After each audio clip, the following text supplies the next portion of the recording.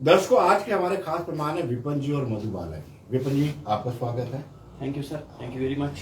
मधु बाला जी, आपका भी स्वागत है। अब दर्शकों, हम बात कर रहे हैं, ये वो लोग हैं जिन्होंने अपने 15 साल मौत के साए में बिताए हैं और अब ये वापस नहीं जाना चाहते। सरकार से गुहार लगा रहे हैं कि आप एक ट्रांसफर पॉलिसी बनाएं, तबादला पॉलिसी बनाएं, उसके बाद ही हम घाटी में वापस जाएंगे। इन लोगों ने अपने करीबियों को, जो इनके कुलीग थे, पास से देखा है कि कैसे आतंकवादी उनको शिनाख्त करके उनकी किलिंग करते थे और अब ये भयभीत है।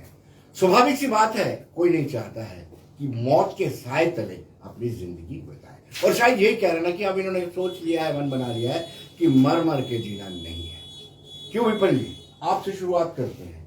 ये बड़ा इंपॉर्टेंट डिसीजन है कि अब वहां पर हालात इतने ज्यादा नासाज हो गए हैं कि वहां पर नहीं रहा जा सकता। कितना खौफ लगता था आपको इन दिनों में जब सिलेक्टिव किलिंग होती थी? देखिए, मैं एक बहुत शुरुआत यहाँ से करूँगा जी। जब सुपिंदर कौर और दीपक चंद मेहरा की किलिंग हुई जी। डर हमें तभी से लगने लगा था जी। अक्टूबर में पिछले साल की बात है, वहाँ से निकले जी।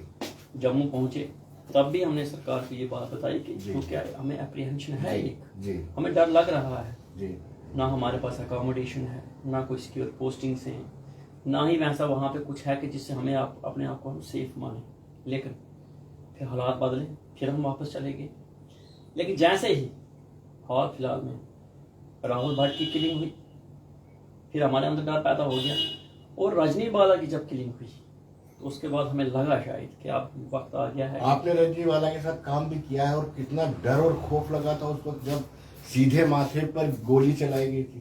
देखिए, रजनी बाला को मैं 2009 से जानता हूँ जी। हमारी कुलीग थी, उनके साथ काम भी हमने किया है जी। जो सीन वहाँ पे बना उस वक्त जब उनकी किलिंग हुई, जब मैं हॉस्पिटल पहुंचा, तो उस सिचुएशन को मैं बयान नहीं कर सकता। मार्मिक दृश्य होगा वो कि अपने साथ काम करने वाले उस टीचर्स को, अध्यापक को गुरु का दर्जा दिया जाता है, आइडेंटिफाई किया गया, नाम पूछा गया और फिर किलिंग की गई। देखिए, मैं बोलता हूँ ये बड़ा दुर्भाग्यपूर्ण है। हमारे संवेदनहीनता यहाँ पे ये दिखाई देती है कि एक टीचर जो बच्चों को पढ़ाने के लिए जा रहा है, उसके हाथ में एक कलम है, एक कागज का टुकड़ा है, एक किताब है, उसको क्या पता उसके पीछे से आके गोली मारी जाएगी। जी। ये हम दिखाता है कि एक सोसाइटी के रूप में हम कितने नीचे गिर चुके हैं। जी। हमने सरकार से बार बार ये कहा है कि जब तक हमारे अंदर विश्वास ना हो तब तक हम कुछ कर नहीं सकते। हमने 12 ये कोशिश की कि जितने भी मुलाजिम हमारे इंटर डिस्ट्रिक्ट में हैं, ये मुलाजिम से उनकी बात नहीं है कि जम्मू से कश्मीर गए या कश्मीर से जम्मू आए। आज भी आपको मैं बता दूं, जम्मू और कश्मीर में जो रिक्रूटमेंट होता है इंटर डिस्ट्रिक्ट में, हज़ारों मुलाजिम ऐसे जो अपने घरों से दूर हैं। पिछले 15 सालों से मैं कश्मीर की बात वहीं पर ले जाता हूँ। रजनी बाला के हत्या के बाद हमें लगा उस वक़्त कि अब कश्मीर में जो है हमारा रहना ठीक नहीं है, और कहीं ना कहीं पर हमें लगता है कि बिल्कुल जो डिसीजन था वो हमारा ठीक था। हम वहाँ से निकल आए जी। हम यहाँ पिछले। लेकिन विपिन जी, जब उन्होंने कहा था आपको कश्मीर में जाने के लिए, इंटर डिस्ट्रिक्ट हुई थी, तब आपने क्यों मान लिया? देखिए, ये बड़ा सवाल बार बार ये लोग सवाल करते हैं। ये सवाल यही है जी। रिक्रूटमेंट होती है इंटर डिस्ट्रिक्ट में, तब भी हुई, आज भी हो रही है जी। उसमें ये थोड़ा कहा गया था कि आपको गोली मारी जा सकती है वहाँ जी। सिंपल एक आम सी बात है, रिक्रूटमेंट पॉलिसी चलती है। ऐसा कॉलम नहीं था कि गोली मारी जाएगी, वो कॉलम भी नहीं था। अगर वो होता तो मुझे नहीं लगता कोई वहाँ पे अप्लाई करता। उसमें यह भी कॉलम नहीं था कि आपको 10 साल के बाद या 5 साल के बाद वापस भेजा जाएगा। बिल्कुल वैसा कुछ नहीं था, लेकिन उसमें यह भी नहीं लिखा गया कि आपको कभी ट्रांसफर किया ही नहीं जा सकता जी। एक बिल्कुल साइलेंट रख दिया उस वक्त जी। इसमें हमने कोशिश की इस बात में, आज से पहले भी हमने सरकार को ये बताया था कि अगर आप रिक्रूटमेंट पॉलिसी बनाते हो तो उसके लिए ट्रांसफर पॉलिसी रखो उसमें जी। एक मुलाजिम को आप अपने घर से कितना दूर रखोगे? मैं आपको एक बात और बता दूं, जितनी भी हम मेरा जो अनुभव है, आप घर के पास रह करके बेहतर परफॉर्म कर सकते हो, ज्यादा डिलीवर कर सकते हो। मधु बाला जी, आपसे मैं जानना चाहूंगा, एक महिला होने के नाते कितना खौफ आपको नजर आता था जब गेट से कोई भी आता हो, आपको डर लगता था?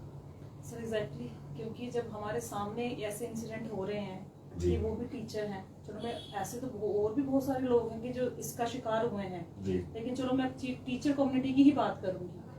रजनी बाला और मेरे में शायद ही कोई डिफरेंस होगा। वो भी टीचर थी और मैं भी Right, टीचर हूँ, right, ठीक right, है। right. वो भी स्कूल में पढ़ाने जा रहे हैं, मैं भी स्कूल में पढ़ाने जाती हूँ, जी, ठीक है। जी। वो भी गवर्नमेंट एम्प्लॉय है, मैं भी गवर्नमेंट एम्प्लॉय जी। हूँ। उनके लिए भी वही हालात हैं जो मेरे लिए हैं। जी। अगर वो शिकार हो सकती हैं तो मेरे ये अंदर खौफ कितना रहता था सर खौफ तो हमेशा जब आप रहेगा। पढ़ाते थे क्लास में, तो ध्यान आपका बाहर है? सर ये हमारे जितना भी मुलाजिम हमारा इस टाइम जो श्रीनगर में काम कर रहा है, चाहे वो टीचर है चाहे वो अदर डिपार्टमेंट्स का है, हर किसी के दिमाग में एक ही चीज रहती है, बाहर निकलो, मार्केट में जाओ, आप वर्क प्लेस पे हो, कहीं पे भी जा रहे हो, हमेशा खौफ ये रहता है कि पीछे से कोई आ रहा है, वो मेरे लिए तो नहीं आ रहा है, मुझे तो नहीं मारने आ रहा है। ये तो सर एक देखा जाए ना तो ये तो ह्यूमन नेचर है, जब एक के साथ इंसिडेंट होता है दूसरा सोचता है, और खासकर तब कि जब आप उसी माहौल में रह रहे हो जहाँ पे ऐसा कुछ हो रहा है और एक पर्टिकुलर कम्युनिटी के साथ ऐसा हो रहा है, तो फिर थोड़ा डर वो ज्यादा बढ़ जाता है। और महिला हो जैसा पुरुषों, खतरा तो सबके लिए एक जैसा ही बना हुआ है वहाँ पर। मधुबाला जी, आप अपना वो अनुभव दर्शकों के साथ शेयर करें। आप टाइफाइड से पीड़ित हो गए और बाहर नहीं निकल रहे थे दहशत के कारण। हाँ सर, जब ये राहुल भट्ट की किलिंग हुई तो तब उसे क्या हो गया, उसे 1-2 दिन पहले कुछ मुझे फीवर आ रहे थे। हुआ क्या कि जब राहुल भट्ट की एक किलिंग हुई, सबको पता है कि वो कहाँ पे हुई थी, ठीक है, तहसील ऑफिस के अंदर हुई, ठीक है। इतना खौफनाक माहौल बन गया था कि दिमाग में इतना डर बैठ गया था कि हमने इस चीज से भी मैंने कॉम्प्रोमाइज कर लिया था कि नहीं, सिंपल खुद ही सेल्फ मेडिकेशन करते हैं, कुछ दवाई वगैरह लेंगे तो हो जाएगा ठीक। लेकिन सब आप सोचो कि बीमारी की हालत में भी इंसान जब इतना कॉम्प्रोमाइज कर ले कि वो डॉक्टर के पास जाना जो है उसको अवॉइड कर रहा है, किस लिए कि डर कितना बैठ गया है दिमाग में।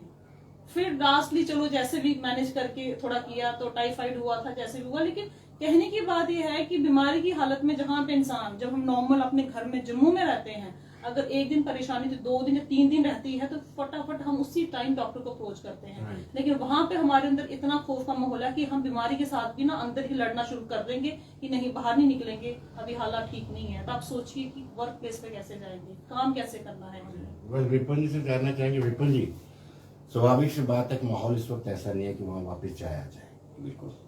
लेकिन क्या अगर सरकार कोई कॉम्प्रिहेंसिव ट्रांसफर पॉलिसी बनाती है तो आप जाने के लिए राजी हैं? बिल्कुल, हमने पहले ही सरकार को बोला है जी। हमारी जो डिमांड है बिल्कुल जेन्युइन जी। है। एक सूटेबल ट्रांसफर पॉलिसी बनाई जाए। 5 साल का, 7 साल का, 10 साल का वक्त हो सकता है। लेकिन विपिन जी, एक स्ट्रोक में सभी को नहीं ट्रांसफर किया जा सकता। देखिए, हम ये पहले कह रहे हैं, हम पॉलिसी की बात कर रहे हैं। जी। हमने कभी नहीं ये कहा सरकार को कि आप 3,000, 3,500 मुलाजमों को एक साथ वापस लाइए। ये शायद सरकार के लिए संभव नहीं है और इस बात को हम मानते हैं। हम जिस पॉलिसी की बात कर रहे हैं वो टाइम बाउंड मैनर में ट्रांसफर होगी। हम ये नहीं कहते कि 3,000 मुलाजमों को एक साथ आप जम्मू लाइए। हम ये कहते हैं कि सरकार एक पॉलिसी बने, 7 साल की पॉलिसी हो या 5 साल की पॉलिसी हो, जो उस क्राइटेरिया में फॉल करेंगे वो मुलाजिम वापस आ जाएंगे और ये सिलसिला चलता रहेगा। एक साथ वापसी की बात हम नहीं कर रहे, हम ट्रांसफर पॉलिसी की बात कर रहे हैं। सरकार को इस पर सीरियसली सोचना चाहिए। हमने सरकार तक अपनी बात पहुंचा दी है, जिस सरकार को तय कर रहा है। हम प्रशासन के साथ खड़े हैं, वैसी बात नहीं। हम सरकारी मुलाजिम हैं, वी आर गवर्नमेंट एम्प्लॉइज। हम सरकार का एक हिस्सा है। जब आपके जिस्म के किसी हिस्से में कुछ दर्द होता है तो उसका इलाज करना पड़ता है जी। हम पिछले 50 दिनों से यहाँ बैठे हैं, कुछ दर्द है जी। जो हम बैठे हैं यहाँ पर। सरकार को सोचना चाहिए ये क्यों बैठे हैं। क्या बात है कि जो लोग 15 सालों से जिन्होंने कुछ नहीं मांगा जी, आज यहाँ पर धूप में बैठे। लेकिन विपिन जी, आपकी एलजी से मुलाकात हुई थी और मुलाकात फ्रूटफुल रही या नहीं? क्या आश्वासन मिला और आश्वासन में कितनी गंभीरता आपको नजर आती है? देखिए, अजी साहब से बात जब हुई हमारी, 5 मेंबर का डेलीगेशन चूंकि गया था, हमने बात की तो अजी साहब ने बिल्कुल एक बोलते हैं ना पॉजिटिव वे, सकारात्मक रूप से बातचीत हुई, अच्छा माहौल था। उन्होंने आश्वासन दिया हमें कि आपके लिए ट्रांसफर पॉलिसी को बन जाएगी, ठीक है। उन्होंने सोच समझ के अगर आश्वासन दिया तो मैं यही कहता हूँ कि उस आश्वासन को पूरा करें, क्योंकि इसमें बात विश्वास की है। इससे पहले भी हमने जब भी सरकार को अप्रोच किया, उन्होंने आश्वासन तो दिए हमें, लेकिन कहीं ना कहीं उस आश्वासन को पूरा नहीं किया गया है। मैं एलजी साहब से अपील करता हूँ, मैं मानता हूँ बहुत बड़े मंजे हुए सियासतदान हैं और बड़े अच्छे हैं, कस्टोडियन है जम्मू कश्मीर के, हमें विश्वास है उन पर, लेकिन वो आश्वासन को पूरा करें। चूंकि जब तक वो कोई बात ऐसी आश्वासन को पूरा करने की नहीं करेंगे, कुछ कागजों पर नहीं लाया जाएगा, तब तक हम मुलाजमों के अंदर वो विश्वास पैदा नहीं होगा।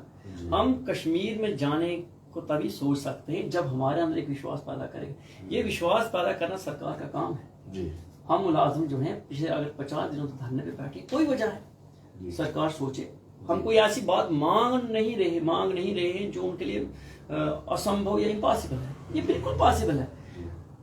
रिक्रूटमेंट पॉलिसी के साथ ट्रांसफर पॉलिसी बनानी जरूरी है।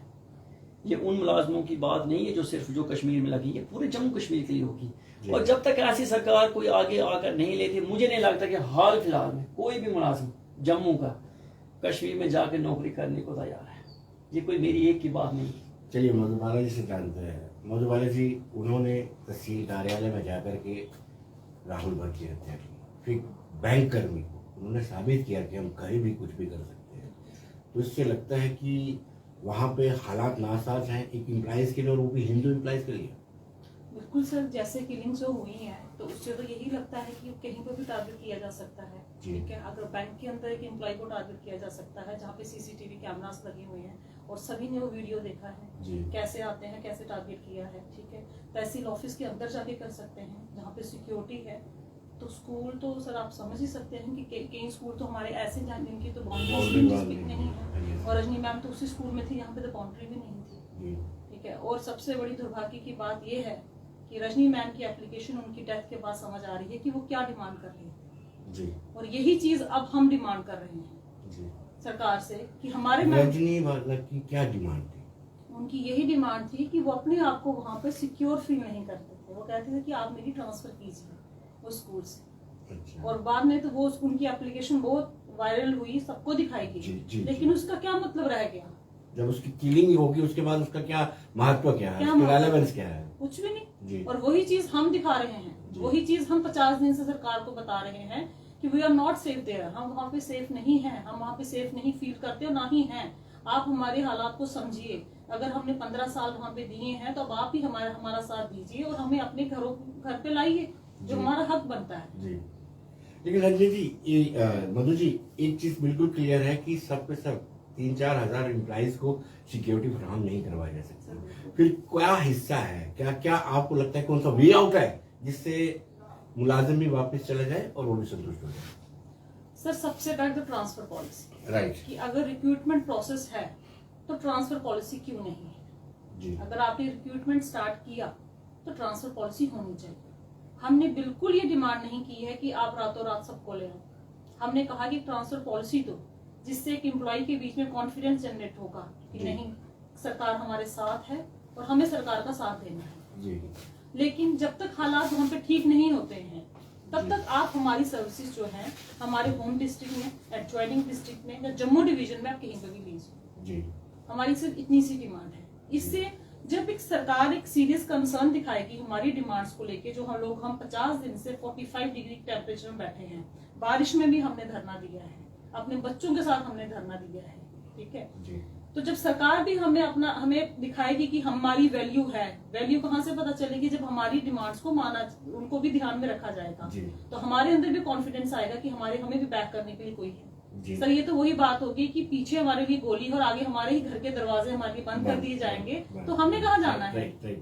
विपिन जी, सवाल ये उठता है कि जब आप किसी पॉलिसी की फॉर्मुलेशन की बात करते हैं तो उसमें एक रोड मैप तय होता है और आप स्टेक होल्डर्स हैं। मुझे लगता है कि जब सरकार पॉलिसी फॉर्मुलेट करे आपके साथ भी उसमें मंत्रणा होनी चाहिए, चर्चा होनी चाहिए।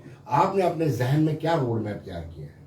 देखिए, सबसे पहले तो हमने जब बात की जी, हमने गवर्नमेंट को ये कहा और हम ये मानते हैं जब पॉलिसी मैटर की बात है तो ये 2 दिन, 4 दिन, 15 दिन या महीने की बात नहीं जी। इसमें टाइम लगता है जी, एक प्रोसेस के तहत होता है। लेकिन अगर गवर्नमेंट इनिशिएट ही नहीं करेगी, अगर गवर्नमेंट सीरियस है तो प्रोसेस को शुरू करे जी। हम भी अगर स्टेक होल्डर हम भी बात करेंगे, हर चीज पे चर्चा हो सकती है जी। टाइम कितना हो उस पर चर्चा की जा सकती है, उसका वे आउट क्या होगा उस पर चर्चा की जा सकती है। लेकिन पहला कदम जो है वो सरकार ने बढ़ाना चाहिए जी। हम 50 दिनों से बैठे हैं, हमारी एक ही बात, आप ट्रांसफर पॉलिसी के लिए टेबल पे आइए, हम बात करते हैं। हम ये नहीं कहते कि जो हम कह रहे हैं वही फाइनल है, वैसी बात नहीं है। लेकिन ट्रांसफर पॉलिसी का जो टेक्निकल ग्राउंड है उस पर भी बात होगी, उस चीज़ के लिए हम तैयार बैठे हैं यहाँ पर। लेकिन ये शुरुआत जो है गवर्नमेंट की तरफ से होनी चाहिए। हमने गवर्नमेंट से ही कहा था, आश्वासन दिया है, ठीक है आप एक कमेटी के रूप में आ गया, ये हम बात करेंगे उस पर। गवर्नमेंट ट्रांसफर पॉलिसी के लिए कमेटी बनाए जो उस पर काम करेगी। मैंने ये भी कहा था 2 महीने, 4 महीने, 6 महीने का वक्त दिया जा सकता है, वो बात नहीं है। लेकिन तब तक जितने भी लोग हम कश्मीर से यहाँ निकल के वापस जम्मू आए हैं, हमारी सर्विसेज को जम्मू डिवीजन में कहीं भी यूटिलाइज किया जा सकता है। इतना जो ह्यूमन रिसोर्स है उसको वेस्ट मत कीजिए। यहाँ पर जहाँ पे वैकेंसीज है वहाँ पर हमारी सर्विस को यूटिलाइज कीजिए, जब तक कश्मीर में ऐसा माहौल पैदा नहीं होता है कि हम वहाँ जा सकें। हाल फिलहाल में हम देखते हैं वहाँ पर दिन ब दिन जो खबरें आती हैं वहाँ से, उससे साफ नजर आता है कहीं ना कहीं हम वहीं खड़े हैं जहाँ 50 दिन पहले खड़े थे। ठीक है, ट्रांसफर पॉलिसी एक पॉलिसी डिसीजन है, टाइम लगेगा, हम इस बात को मानते हैं, लेकिन सरकार शुरुआत करे। हमने कहा था, गवर्नमेंट को एक प्रपोजल हमने दिया था कि आप एक कमेटी बनाइए, जो कमेटी में हम भी स्टेक होल्डर हों और वही कमेटी हो जो वाकया सीरियसली इस पे काम करे। कमेटी ऐसी ना हो जो टाइम कंज्यूमिंग हो, सिर्फ डिले करने की कोशिश करे, नहीं, सीरियस तरीके से कमेटी बने, उस पर काम करेगी। वक्त लिया जा सकता है, 15 साल जो हम वहाँ रहे हैं, हम मानते हैं इस चीज को कि 15 साल का जो मसला है 15 दिन में हल नहीं हो सकता। राइट, उसमें टाइम लगेगा, लेकिन शुरुआत तो करनी है ना, कहीं ना कहीं तो शुरुआत करनी है। अगर गवर्नमेंट ये सोचती है कि ये बैठे इनको बैठे रहने दीजिए, हमने आश्वासन दिया है तो आश्वासन को वहीं तक रखेंगे, तो वैसा नहीं होना चाहिए। हम लोग जो है सरकार का हिस्सा है, अगर इस हिस्से में कहीं कोई पीड़ा है तो उसका इलाज भी सरकार नहीं करना है। मधुबाला जी से आखिरी सवाल। मधुबाला जी, कोई प्रेशर, कोई डिप्टी कमिश्नर, सीईओ या किसी तरफ से कोई फोन आता है कि आप ज्वाइन कीजिए, नहीं तो आपको डिसएंगेज कर दिया जाएगा? सर अभी तक तो ऐसा कुछ नहीं है, और इसके लिए हम बहुत थैंकफुल हैं एडमिनिस्ट्रेशन का कि उन्होंने हमें यहाँ अभी तक हमारा साथ दिया है। जी, what about salary? Sir salaries तो आ गई है हमारी, और जी। कुछ एम्प्लॉइज हैं जिनका रहा होगा, बट मोस्टली एम्प्लॉइज की सैलरीज जो हमें मिल चुकी हैं। जी। जिनकी बंद हुई है उनके लिए हम यही बोलेंगे कि उनकी भी रिलीज कर दी जाए, लेकिन मोस्टली एम्प्लॉइज की सैलरीज आई है, और इसके लिए हम बहुत थैंक्सफुल एडमिनिस्ट्रेशन का, उन्होंने यहाँ तक हमारा साथ दिया है, और उम्मीद यही करेंगे कि वो आगे भी हमारा साथ देंगे, क्योंकि अभी हमारे फेवर में सिचुएशन नहीं है। डू यू थिंक कि जब तक पॉलिसी फॉर्मुलेट नहीं होती है तब तक वापसी नहीं होगी? सर एग्जैक्टली, हमारे पास कोई रास्ता ही नहीं है। अगर हमारे पास रास्ता होता तो हम यहाँ पे 45 डिग्री के टेम्परेचर में और इतने बारिश में धरने पर 50 दिन नहीं बैठते, हम अपने ऑफिस में होते। और जब तक ट्रांसफर पॉलिसी नहीं होगी तब तक कोई वापसी नहीं हो सकती सर। और हम यही उम्मीद रखेंगे कि सरकार हमारे फेवर में ही डिसीजन ले और हमें प्रेशराइज नहीं करेगी। अभी तक नहीं किया है तो आगे भी ना करे, क्योंकि सिचुएशन हमारे हाथ में नहीं है सर कि हम वहाँ पे जाएं, और अगर इतना फीवर होता तो हम वहीं पर होते, हम बैठते काम कर रहे होते। लेकिन इसके साथ साथ मैं एक चीज और बोलना चाहूंगी, एक एम्प्लॉय की कितनी सर्विस हो सकती है सर? 30 साल तक होगी, ठीक है, मैक्सिमम 30 इयर्स होगी। अगर एक एम्प्लॉय 30 इयर्स की सर्विस में 15 इयर्स एक ही जगह पे दे रहा है, क्या उसका हक नहीं बनता कि वो लास्ट के जो उसके 15 साल है वो अपने घर के पास आके दे, ताकि उसकी भी अपनी सोसाइटी में कोई नाम हो, उसको भी कोई पहचाने? ये तो नहीं है ना सर कि अगर हम 60 साल हम कैसे उधर एक अलग जगह पे जाके दे सकते हैं? आफ्टर रिटायरमेंट 60 ईयर के अगर हम वहां से, फिलहाल चांसेस तो नहीं है ऐसे कुछ भी, लेकिन चलो अगर ऐसा कोई होता है तो मुझे नहीं लगता उसकी सोसाइटी उसको उस टाइम पहचानेगी भी कौन आया है, क्या है। ठीक है, तो हमारा यही एक जेन्युइन डिमांड है, बहुत ही जेन्युइन डिमांड है कि अगर आपने रिक्रूटमेंट प्रोसेस चलाया है तो ट्रांसफर पॉलिसी भी लीजिए, ताकि एक एम्प्लॉइज में कॉन्फिडेंस बिल्ड हो, एक उनमें एक थोड़ी हिम्मत आए कि हम काम करेंगे। माधु जी, विपिन जी, आप दोनों का ही बहुत बहुत शुक्रिया, और सरकार से हम गुजारिश करते हैं, ये इनकी जेन्युइन डिमांड है, हालात सरकार भी जानती है, नासाज है, और दूसरी बड़ी बात यह है कि 15-15 साल एक जिले में देने के बाद उनका राइट बनता है कि वो अपने प्रोविंस में आकर के नौकरी करें। धन्यवाद।